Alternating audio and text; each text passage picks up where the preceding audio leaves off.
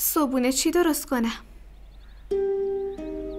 هرچی تو بخوری منم همونو میخورم. زود باش بگو چی دوست داری درست کنم.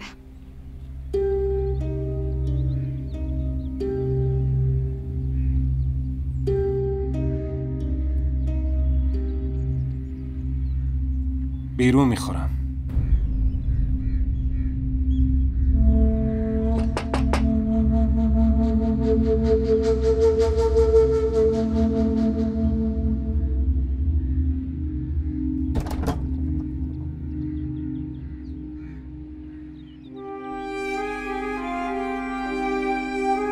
رشمی؟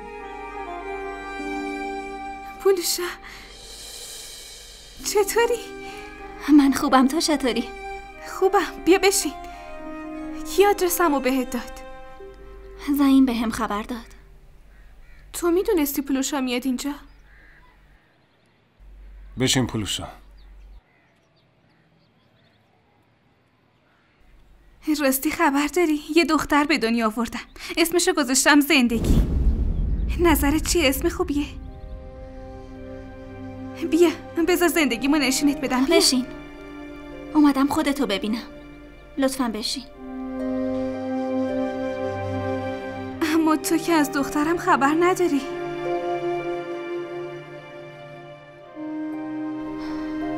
میدونم. زعیم همه چیو بهم گفته. واقعا؟ زعیم هیچی به من نگفته بود. اما دلم خیلی برات تنگ شده بود. فکر کردم به خاطر آلامزه با هم حرف نمیزنی. چرا نگفتی با پولوشا حرف بزنم ها؟ خب الان جلوت نشسته، میتونی باش حرف بزنی. به خاطر همین بهش زنگ زدم. بذار برات چای بیارم. نمیخواد، بشین. شما بشینین و با هم حرف بزنین. من از بیرون چای میگیرم. بیا، میخوام زندگی رو نشونت بدم. بیا بیا بیا ببینش. نیومدم اونو ببینم. میخوام با تو حرف بزنم، چون اصلا فرصت نمیشه. دوست نداری دختر منو ببینی؟ نه، دوست ندارم دخترتو ببینم. نمیخوام ببینمش. چرا؟ منظورت چیه؟ اون زندگی تو نابود کرده. ترتش کن بیرون. این زندگی من. به خاطرش زندگی زعیم و جهنم کردی. زندگی ما هم همینطور. خوب گوش کن. زودتر از شرش خلاص شو، وگرنه رابطه بین تو و زعیم از هم میپاشه. آلامزب همه چیو تلفنی به گلباز گفته. بهش گفته تو بچه اونو به دنیا آوردی. حالا اون میخواد بیاد شهر. گلباز قبلا نتونست منو بگیره. چطور الان موفق بشه؟ چرا متوجه نیستی؟ قبلا آلامزب با همون بود، ولی الان اینطوری نیست. اون الان دشمنمون شده. میتونه بره پیش پلیس و شکایت کنه. پلیس؟ آره، پلیس. نمیتونیم از دست پلیس قایم شیم. باید چی کار کنم؟ اومدم همینو بهت بگم. با یه وکیل حرف زدم. گفت باید درخواست طلاق بدی قبل از اینکه بگیرنتون و به گلباز خان تحویلتون بدن. زعیم بیفته زندان. باید هر جوری شده از گلباز خان طلاق بگیری. آره، خب درخواست طلاق میدم. باید ازش طلاق بگیری که بتونی بعدش با زعیم ازدواج کنی. درسته. اما زعیم یه شرط داره. اون هیچ وقت دختر گلباز خانو قبول نمیکنه. با این شرایط ازدواج نمیکنه.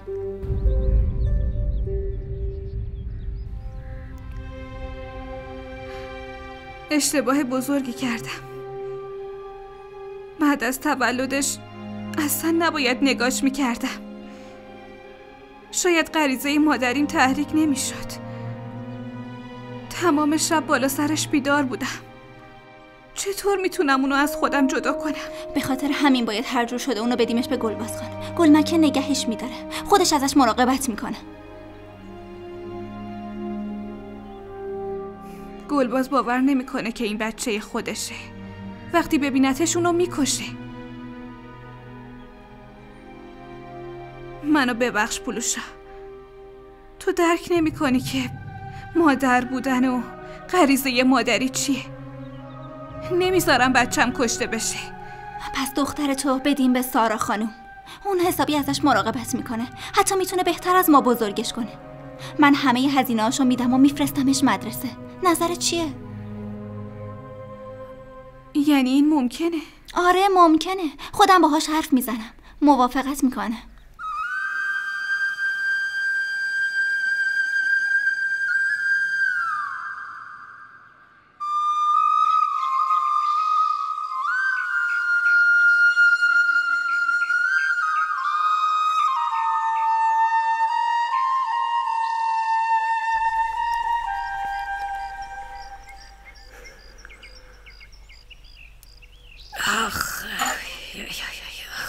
ای خدا. امروز برو شهر. ممکنه عالمزب راست گفته باشه. اگه پیداش کردی موهاشو بکش و بیارش اینجا. زانو هم دیگه جون نداره، نمیتونم راه برم. کی را میافتی؟ گلمکه، از وقتی ریشام پیدا شده فقط یه چیز تو سرت میچرخه که پیداش کنم و بیارمش اینجا. چرا؟ برای تو تا کارای تو رو بکنه؟ به خاطر این موضوع اینقدر پیگیره اون دختره؟ من حتی نمیتونم راه برم. مریم که سراغم نمیاد. چه فکری پیش خودت کردی؟ که اونو برات پیدا میکنم و میارم اینجا که کاراتو انجام بده؟ همه میدونن حالا که زعیم مرده دوستش باید یه جایی قایمش کرده باشه. عالمزب بهم گفت اخیراً فارغ شده، انگار اون الان یه بچه داره. بچه؟ آره. واقعا؟ چند وقتشه؟ دقیق نمیدونم. تو چرا اینقدر خوشحالی؟ چون میدونی گلباز خان، من هیچ وقت بچه‌ای از تو نداشتم، ولی خدا رو شکر تو الان بچه خودتو داری. دیگه چی برات مهمه؟ زود باش، برو دنبالش. نه، همین جوری نمیرم. اول فکر میکنم بعد میرم. قبلا به اندازه کافی اشتباه کردم، هیچی هم عایدم نشده، دوباره تکرارش نمیکنم. عالمزب خودش گفت، درسته؟ راستشو بخوای گلاب خان به هم گفت که نمیشه به این مرتیکه الدنگ عالمزب اعتماد کرد. اول باید همه چی رو بفهمم، بعد برم اونجا. اسم اون بچه شهباز خان میشه.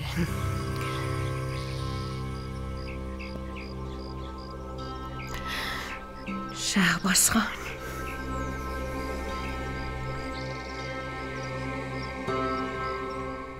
بهش گفتی؟ آره و قبول کرد. چی؟ اینو داری جدی میگی؟ آره جدی بودم، قبول کرد. دستت درد نکنه، کارمو خیلی راحت کردی پولوشا. راستی بچه چی شد؟ آماده نبود به هم گوش کنه، اما تصمیم گرفتیم بچه رو بدیم به سارا خانم. حالا چرا سارا خانم؟ چطور؟ اعتراضی داری؟ نه، اما اگه بچه پیش سارا بمونه هیچی عوض نمیشه. اون باز میره پیش بچه و ازش مراقبت میکنه. من میخواستم این مشکل برای همیشه تموم بشه. اولش شاید اینجوری بشه، اما وقتی ازدواج کردین و بچه دار شدین دیگه یادش میره. نه، من که باور نمیکنم. تو متوجه نیستی. رشمی عوض شده. میتونه یه نفر رو بکشه و خودش رو برای بچه قربانی کنه. این توهم توه، درست نیست. ببین پولوشا، میشه یه بار دیگه باش حرف بزنی؟ اون قبول نمیکنه.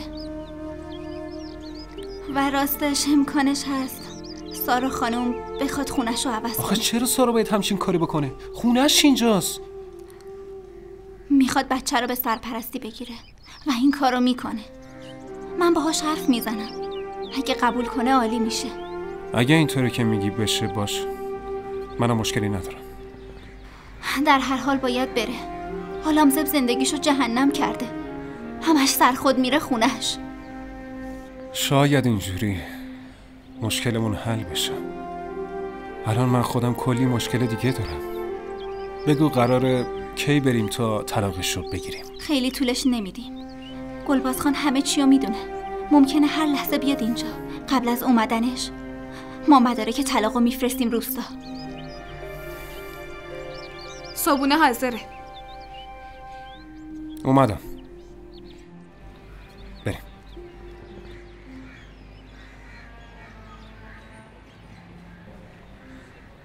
سلام علیکم آقا. گلباز خان کجا هستید؟ توی روستا. چرا توی روستایید؟ حالتون خوبه؟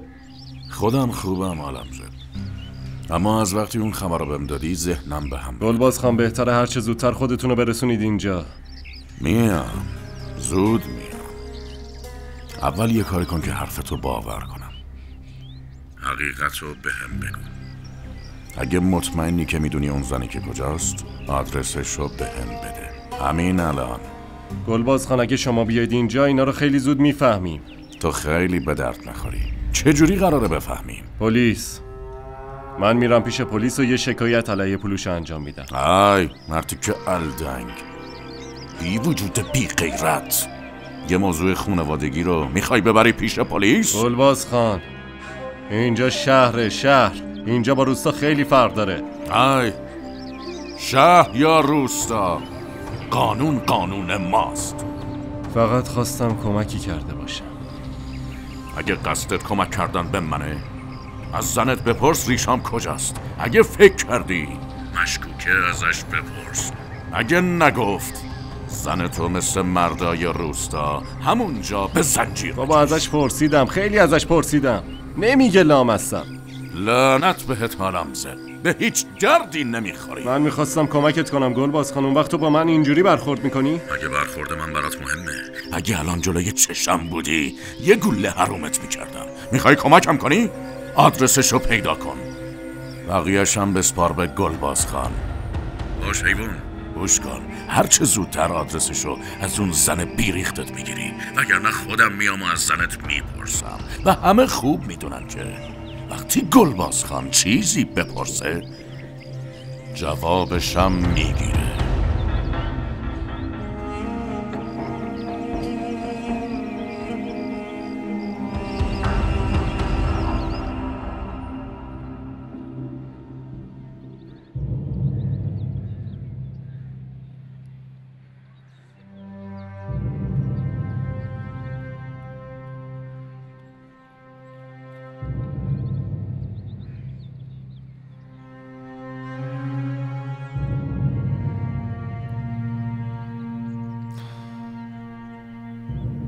ناراحت شدی که به پولوشا گفتم باهات حرف بزنه؟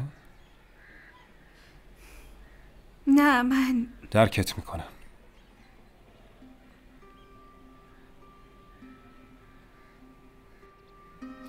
رشمی، شاید زندگی ما رو تو شرایط بدی انداخته و سرنوشت گولمون زده.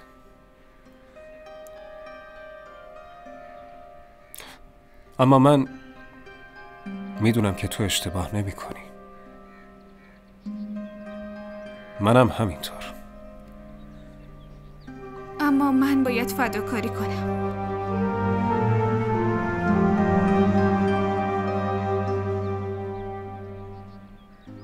خودت گفتی که تو زندگی فقط یه بار عاشق شدی.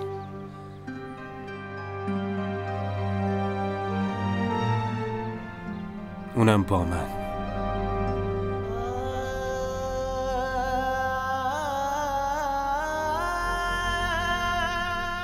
رشمی بگو چی کار کنم؟ من که راهی نمیبینم و کاریم نمیتونم انجام بدم. پس لطفاً این بحث رو تموم کن. سعی میکنم کاریو که خواستی انجام بدم.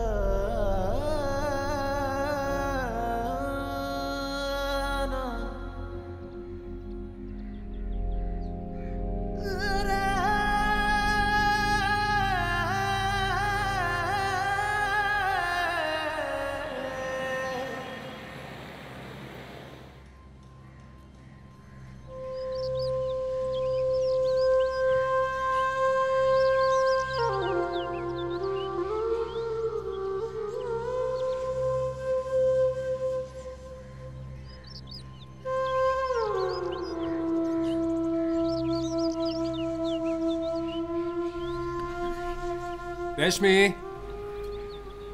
آهای رشمی، ببین چی خریدم. بیا بشین.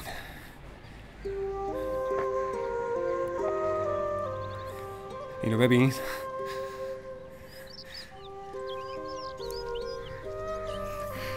چرا اینقدر پول خرج کردی زعیم؟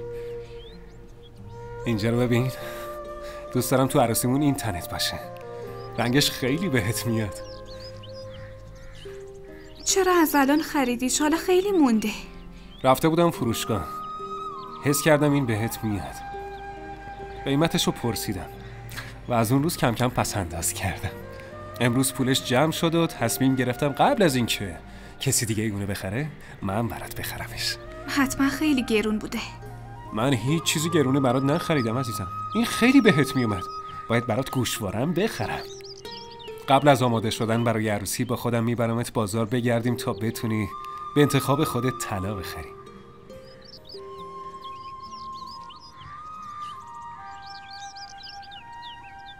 ما خیلی وقت بود منتظر این لحظه بودیم. مدت‌ها برای ازدواجمون برنامه ریختیم. حالا که اینقدر بهش نزدیکیم تو خوشحال نیستی؟ خوشحالم. انگار میخوای گریه کنی، درسته؟ آره زعیم خان، درسته. میخوام خیلی بلند بخندم اما همزمان میخوام یه دل سیر گریه کنم. نمیدونم وقتی همزمان خوشحال و ناراحتم باید چی کار کنم. پس خریدای این تو رو وردار و پاکتشم بذار داخل. خالیش میکنم و لباسای زندگی رو میذارم توش.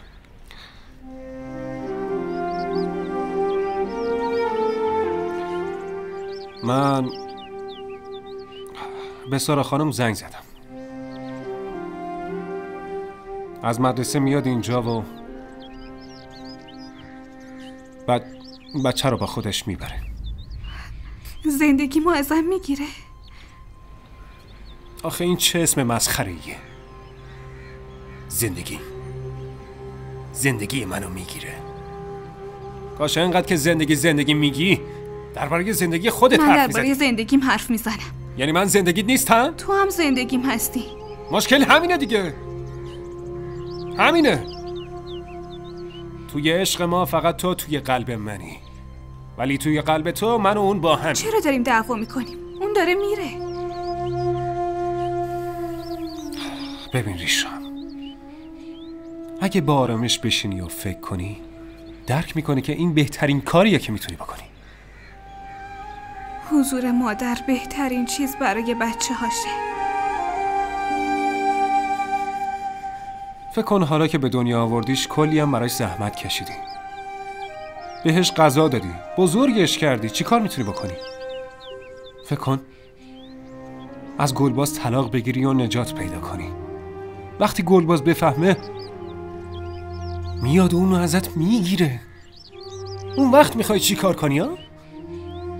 اون بچه از عشق محروم میشه. اون وقت گلباز انتقام تموم ناراحتیاشو از اون بچه بیچاره میگیره رشمی. اما اون ممکنه بچه رو از سارا خانم بگیره. اون نمیره سراغ سارا خانم. سعی کن بفهمی سارا خانم با سواده. ما که نمیتونیم مثل اون بزرگش کنیم. اون سواد و زبان انگلیسی یادش میده، براش کار پیدا میکنه. حتما شوهر خوبی هم گیرش میاد، سر و سامون میگیره. تو هی مشکل کشا ہے میرے خدا، تو ہی مشکل کشا ہے میرے خدا، کر سرخ رو جو عشق کے ہے امتحان ہے دعا. سارا خانم، به نظر یکم نگرانید. نمیتونم بفهمم کاری که انجام میدم درسته یا غلط. خیلی ترسیدم. شما خودتون گفتین دوست دارید یه بچه رو بزرگ کنید. آره، دوست دارم، اما از ریشام میترسم. بعد از مادر شدن دیوونه شده. نگران اون نباشین، براش توضیح دادم و اونم متوجه شد. نمیدونم با چه حالی موافقت کرده. به هر حال موافقت کرده. تو زعیم مجبورش کردی موافقت کنه، اونم به زور. به زور موافقت نکرد. من خودم خوب میشناسمش. قلباً راضی شد. حس میکنم این یه ظلم در حق ریشامه. شما بهش ظلم نمی کنین، بهش لطف میکنین. به خاطر شما زندگیش بهتر میشه. زعیم هرگز اون بچه رو قبول نمیکنه. وقتی با هم ازدواج کنن دوتاشون خوشحال میشن. باید مدتی ریشامو از اون بچه دور نگه داریم. آره، به خاطر همین من یه مرخصی طولانی از کارم گرفتم. میخوام از فردا برم خونه مادرم. آره این عالیه. وقتی برگشتین به هم خبر بدین. برای فروش خونتون با یه نفر حرف میزنم. برای هزینه هم بهتون کمک میکنم. توی یه شهر دیگه که هیچ کس جاتون رو نمیدونه خونه جدید بخریم. این خیالات ماست. اینجوری باشه من نمیتونم از ریشام دور بشم. بخواد پیدام کنه از همه موانعم رد میشه و میاد دنبال دخترش تا اونو از من بگیره. دعا کنین بعد از ازدواجشون خدا زودی بهشون یه بچه بده. اینجوری این کارو نمیکنه. خدا خودش کمکمون کنه انشالله.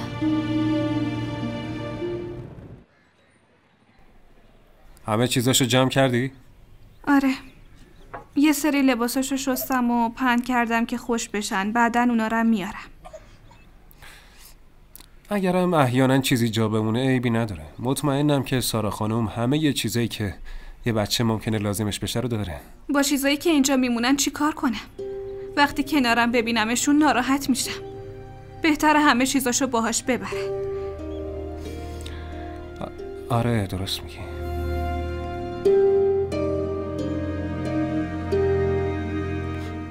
ببین رشمی، میدونم خیلی سخته، اما سعی کن فراموش کنی یه دختر داشتی. آره فراموش میکنم. یادم رفت سرمشو بذارم. ولش کن، من میدونم سارا خانم حتما توی خونش داره. نمیدونم چرا اینقدر دیر کردن، خیلی وقت منتظرشونی.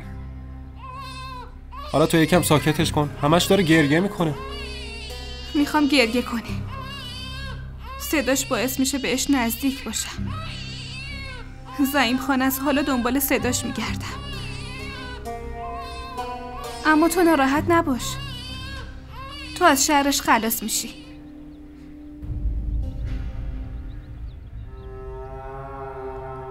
وقتی از اینجا بره خدا رو شکر میکنم. فکر کنم خودشونن، رسیدن. من میرم در رو باز کنم. عروسک کوچولو، لطفاً منو ببخش. نمیدونم میتونی بشنوی یا متوجهم بشی یا نه، اما وقتی بفهمی منو درک میکنی که چرا مادرت انقدر ظالم بوده. نمیدونم وقتی بزرگ بشی باور میکنی یا نه. من نمیخواستم ازت دور بشم، اما مجبورم. نمیخواستم ازت جدا بشم. چطوری میتونم رهات کنم؟ بفرمایید، خواهش میکنم. دیر کردین. بفرمایید بشینید. نه، به موقع رسیدیم. ببینم ریشام چطوره؟ ناراحت که نیست؟ نه ناراحت نیست. همه وسایلشو جمع کرده. اگه کسی دیگه بود موافقت نمی‌کرد، اما الان خدا رو شکر خوشحاله. سلام علیکم. علیکم السلام. ببخشید دیر کردم، داشتم آمادش میکردم. عیبی نداره. ریشام یه فنجون چای درست میکنی لطفاً؟ نیازی نیست، این تعارفات لازم نیست. من تو خونه خودم چای خوردم. اما سارا خانم، شما که مهمون مایین، باید ما مهمون نوازی کنیم. برو بیار. میتونی دختر رو بدی به من؟ چرا میبریش توی آشپزخونه؟ سارا خانم شما به زودی ازم دورش میکنین، پس بذارین این مدت پیشم باشه.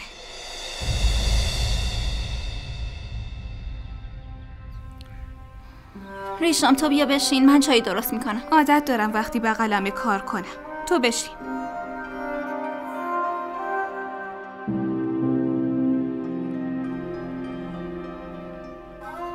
خوبه، چیزی نیست.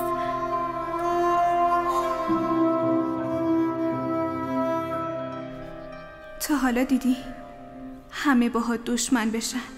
باید از چند نفر نجاتت بدم؟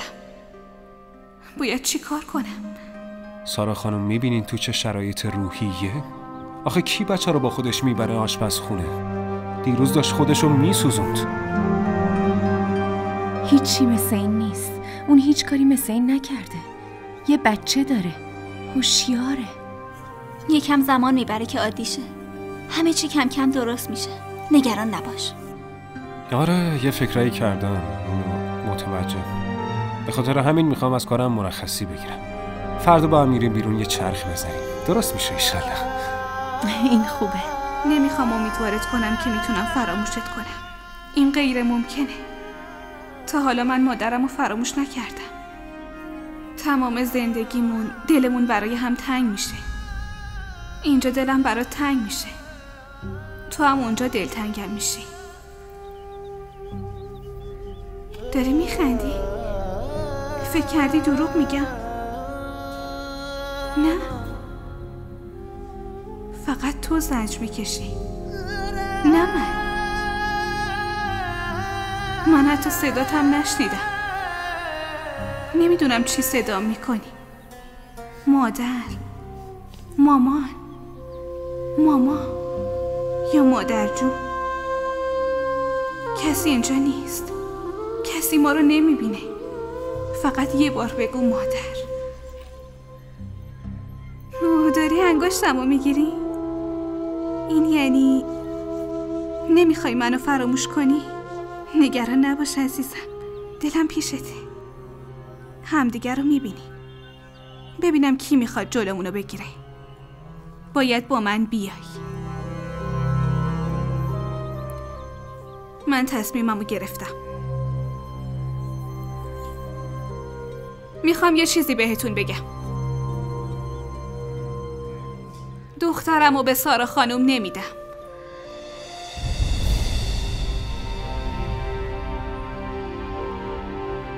رشمی چی داری میگی واسه خودت؟ منو ببخش، اما تا وقتی حرف بزنه صبر میکنم. باشه انقدر نگهش دار تا ازدواج کنه بعد بفرستش بره. زعیم خان تو منو درک نمی کنی. آره همش من باید درک کنم. چرا همش من دیگه نمیخوام هیچی درک کنم. دیگه بسته، من باهاش حرف میزنم. نمیخوام دربارش حرف بزنم پلوشا. باشه من شرایط ریشامو میفهمم. بذارین هر کاری میخواد انجام بده. بعدن دربارش حرف میزنیم.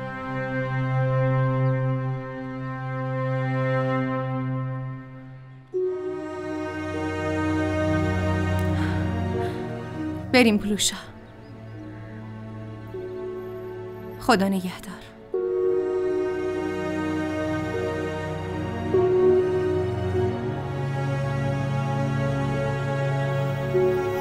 خداحافظ.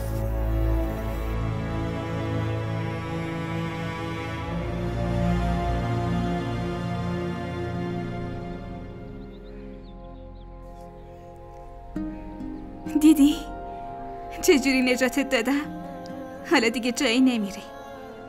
تو زندگی منی.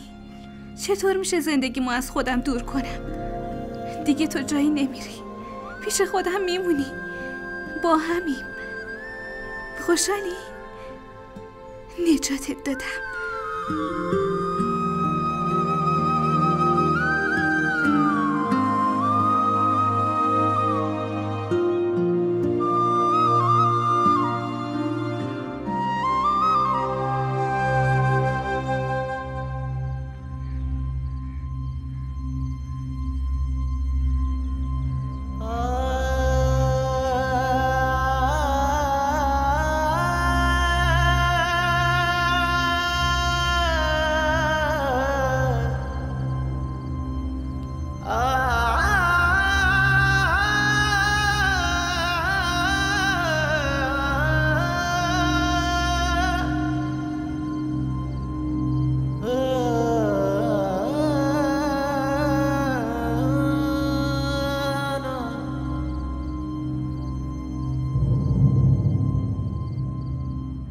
इश्क की राहों में जो भी दर बदर फिरे सुना है हर दुआ उसी की ही असर करे जाना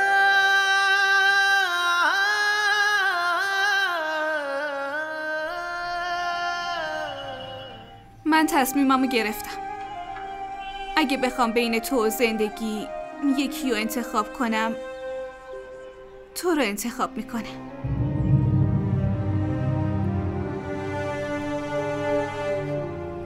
یه بار دیگه فکر کن. مطمئنم.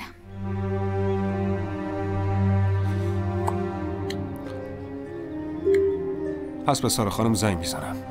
نه، به هیچ وجه بچه رو به سارا خانم نمیدم. پس میخوای بدش به گلباز؟ نه، میدمش به یتیم خونه. اگه بدمش به سارا خانم دلم براش تنگ میشه. بین انتخاب تو و زندگی 2 تیکه میشم. بهتره بدمش به یتیم خونه.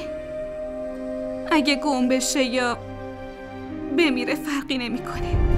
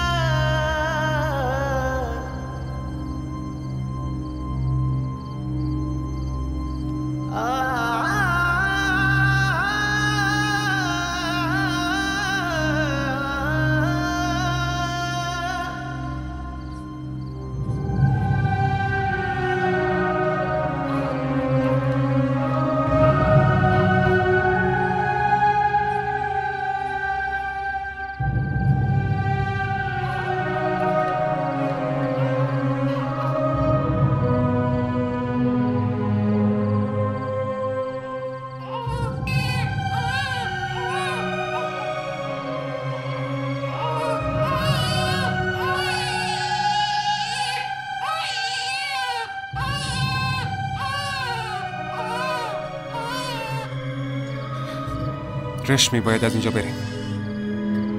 اگه ما رو اینجا ببینن نمیتونی از اینجا بری. زعیم،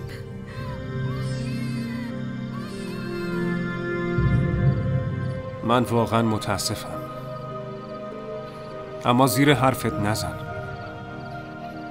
کاری نکن فکر کنم ساده و خودخواهی. رشمی، اگه همراه من نمونی من به خاطر دوری از تو میمیرم. حالا بگو این کارو میکنی؟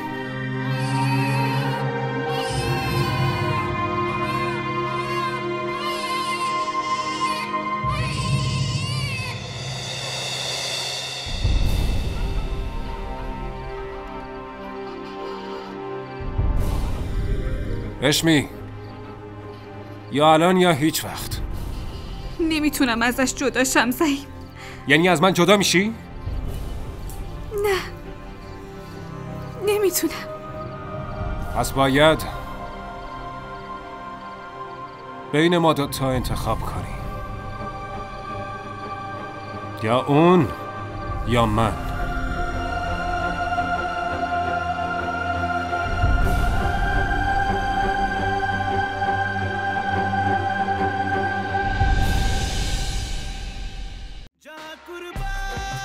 این ویدیو رو لایک کنید، کانالمون رو سابسکرایب کنید تا از سریال های جدیدمون هم آگاه باشید.